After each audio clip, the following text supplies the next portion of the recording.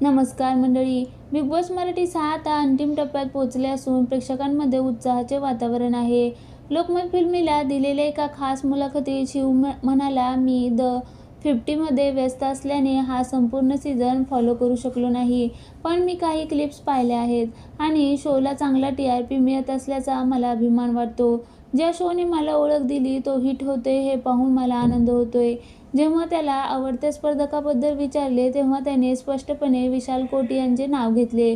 शिव म्हणाला, मी गेम पूर्ण पाहिला नसला तरी विशाल माझा खूप जवळचा मित्र आहे, त्यामुळे माझा पाठिंबा त्यालाच असेल.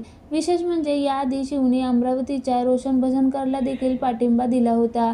या मुलाखतीत शिवने मराठी इंडस्ट्रीत काम करण्याच्या आपल्या इच्छेबद्दल मनमोकळेपणे सांगितले.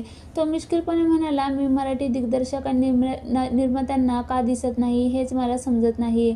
मात्र त्याने चाहत्यांना आशाही दिली की सध्या काही लोकांसोबत चर्चा सुरू असून तो लवकरच एका मराठी सिनेमामध्ये दिसण्याची शक्यता आहे. दुसरीकडे बिग बॉस मराठी 6च्या घरात सध्या रंजक वळण आले आहे. वाईल्ड कार्ड एंट्री ठरलेली रेवा या सीझनची शेवटची कॅप्टन ठरली आहे.